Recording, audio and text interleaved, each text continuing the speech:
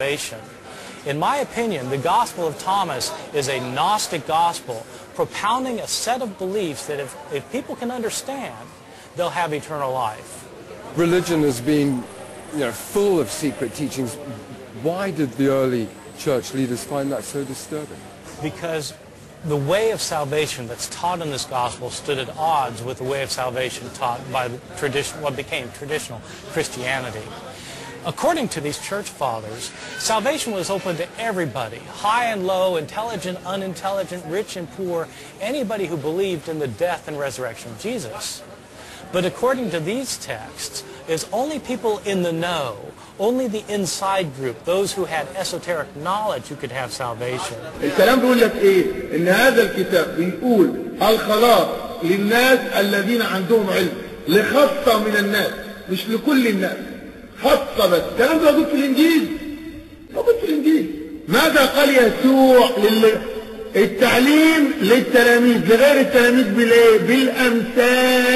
بالامثال فقال لهم قد اعطي لكم ان تعرفوا سر ملكوت الله واما الذين من خارج فبالامثال يكون لهم كل شيء لكي يبصروا مبصرين ولا ينظروا ويسمعون سامعين ولا يفهموا لئلا يرجعوا فتغفر لهم خطاياهم. المعرفة والخلاص للتلاميذ غير التلاميذ لا.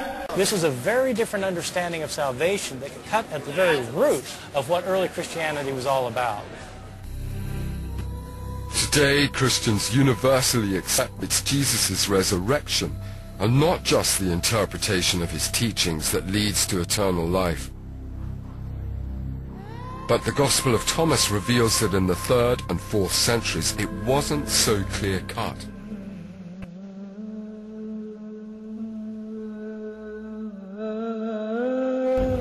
I can see how a gospel that promised salvation through Jesus' teachings alone could well be very, very popular.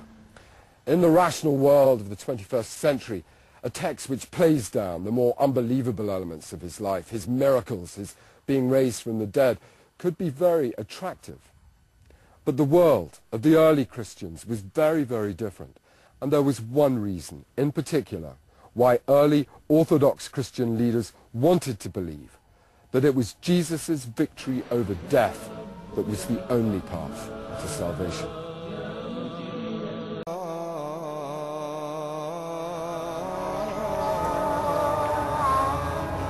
Along with all the other Nag Hammadi works, the Gospel of Philip is now housed in the Coptic Museum in Cairo. The text has been translated and studied by Stephen Amell. Tell me about the Gospel of Philip. Well, one of the most interesting things about the Gospel of Philip is a peculiar insight that it gives us into the relationship between Jesus and Mary Magdalene. Of course, there's some information about Mary Magdalene in the New Testament Gospels, especially in relationship to her being a witness of the resurrection. But there's very little said there about her relationship with Jesus. In 1897, 2 British archaeologists started excavating the ancient rubbish dumps of the Egyptian town of Oxyrhynchus. They uncovered nearly 50,000 fragments of papyrus, of them over 1,500 years old. Amongst this mountain of texts, one scrap was initially overlooked. But on closer examination, its true significance emerged. It was the Gospel of Mary Magdalene, a text scholars hadn't even known existed. Through the Gospels of Mary, Philip, and Thomas, I've glimpsed battles between long-forgotten groups of Christians. Their Gospels reveal ideas and doctrines far removed from those we understand as Christian today. But there's one issue in particular which dominates a great number of the lost Gospels. It's not about the hierarchy of the church or the path to salvation. It's about the very nature of Christ himself. الله أكبر تكبير ولكن بيتكلم على طبيعة يسوع. معظم هذه الاناجيل المفقودة بتتكلم على طبيعة مختلفة. يعني ايه الطبيعة؟ يعني هل هو انسان؟ هل هو اله؟ هل هو اله وانسان في نفس الوقت؟ هنسمع. Get ready for the shock. Fasten your seat belt. تعدوا للصاعقة اربطوا الأحزمة. Today, Christian beliefs about Jesus are clear. He was simultaneously human and divine.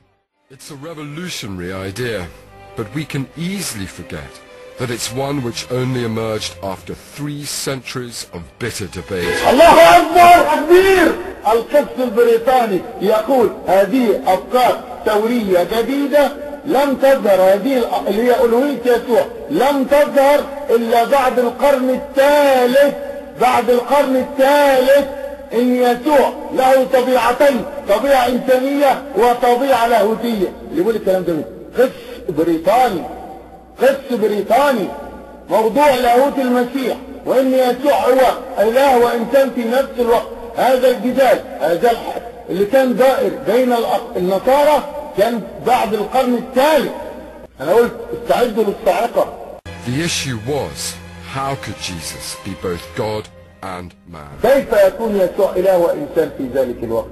يا وثنيين، هذا ليس كلام يسوع وشاهد شاهد من أهلها.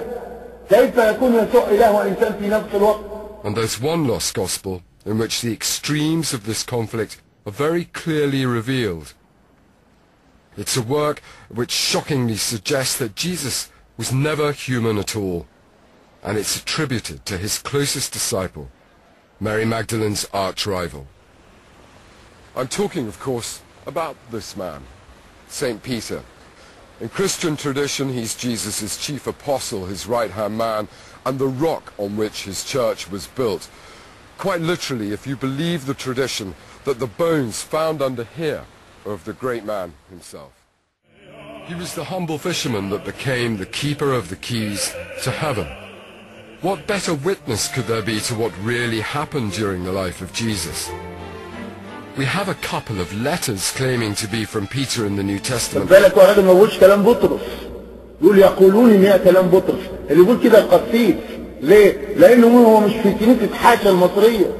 But surely, if there was a gospel of Peter, it would have been important enough to make it into the Bible. Well, there is, and it didn't. So, what's the story?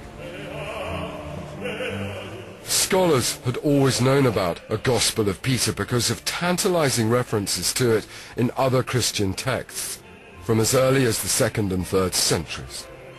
But their reaction to it is rather surprising. The church historian Eusebius wrote about the Gospel in 300 AD, but rather than singing its praises, he included it in a list of heretical forgeries. So what was it about the Gospel of Jesus